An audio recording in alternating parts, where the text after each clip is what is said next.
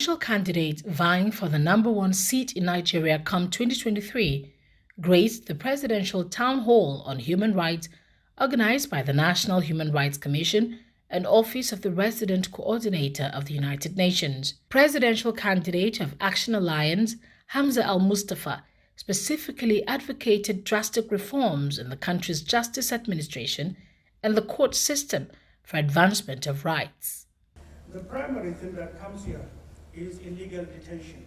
In our prisons, reforms are required. Rather than rehabilitating Nigerians who find themselves in prison, most of whom are there illegally, particularly awaiting trial inmates, Nigerians and non-Nigerians, men and women are there staying longer because of the activities in our judicial reform.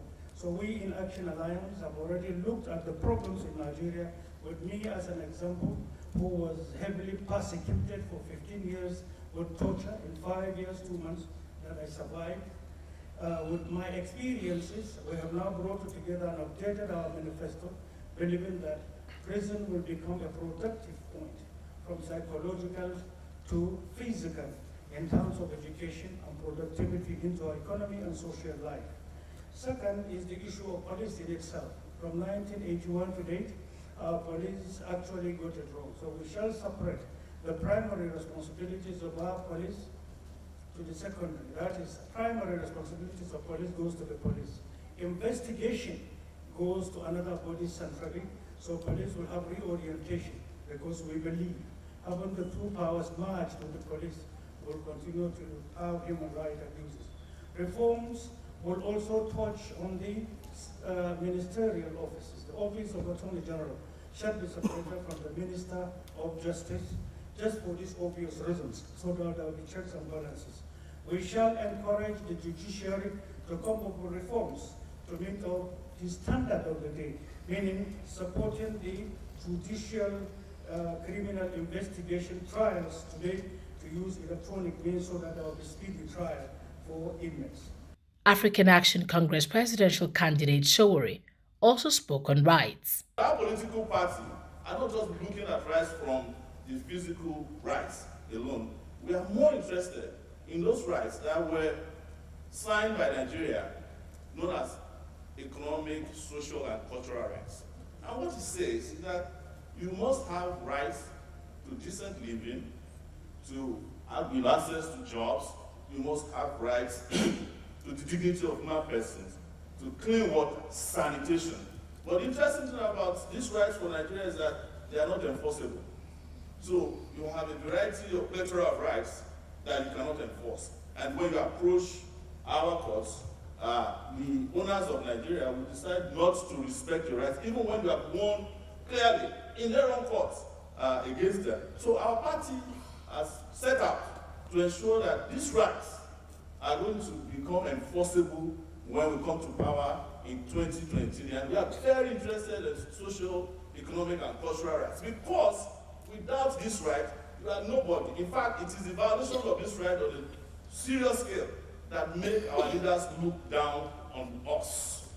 Accord Party's presidential candidate advocated complete digitalization of the country's governance for efficiency and consequently curbing corruption. Once I become the president of Nigeria, one of my very first executive order is to ensure that all the MDAs in Nigeria are digitalized. I'm a digital professor, and I believe one of the biggest challenges we have in Nigeria is that we still run an analog economy in the 21st century. Once we begin to have a system that can be interfered by politicians, once we begin to have a system that can be interfered by so-called high-class Nigerians, believe me, Nigerians will never have and seek for justice. So we must begin to ensure that we run a system that is proof of corruption. Once we begin to digitalize our MDAs, once we begin to digitalize every processes we run in the 3 tiers of our government, from the federal government to state to local government, believe me, we'll have a system that can truly ensure that Nigerians know the outcome of every of their activities. As a nation, we must look forward to ensuring that we have young and fresh leaders who believe in the Nigerian entity. I have demonstrated that and will continue to demonstrate that.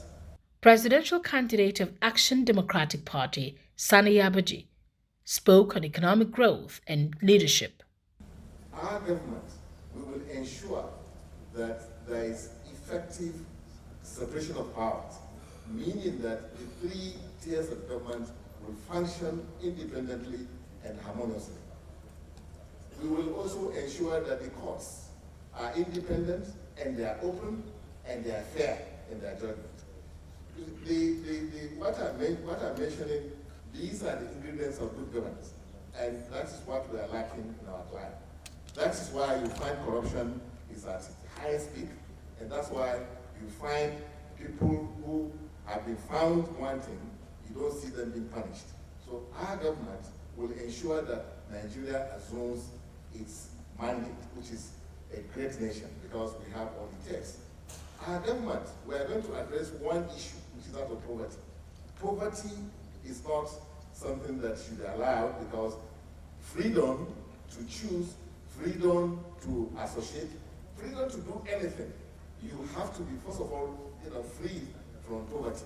If you are not free from poverty, there's no way you can exercise all the freedoms that we are talking about. So our government, we are going to effectively engage this economy by ensuring that we have engagement with the international community, especially on three issues: energy transition, climate change, information technology. All Progressives Grand Alliance candidate for the 2023 presidential election, Peter Umadi, spoke on the need for basic human rights. I'm running for president, which are rule of law, separation of powers, and due process. The ties of government need to be productively interrelated. We should entrench separation of powers to achieve proper checks and balances. Energy and policy issues ought to be decentralized. Ebenezer Adewale of Social Democratic Party said human rights should be seen as a culture. The human right as a culture is the most sustainable human rights. If you remember when, in our folklore and literature, when the Ikemefuna was killed, there was a cultural revulsion. That time there was no Nigerian constitution and all that. But people felt like, why would this innocent Ikemefuna be killed for nothing? And the society was written that the gods and everybody worked against the killer. So in our culture, even before we became a modern democracy, there are certain consensus that you get in the culture. And a leader can lead his people to achieve more consensus on issues, even if some of the input will come from abroad. NNPP presidential candidate Musa Kwankwaso, who was represented by the Deputy National Chairman, National human rights should get involved, because there are so many human rights violations, especially during the time of election. So they are supposed to be the ones exposing it, especially people who are into vote buying and other things, vices that destroy democracy. And there are so many issues that we want them to get involved in the National Human Rights Commission, because in electoral processes, people's rights are violated. When you destroy ballot boxes, you are violating rights of all Nigerians.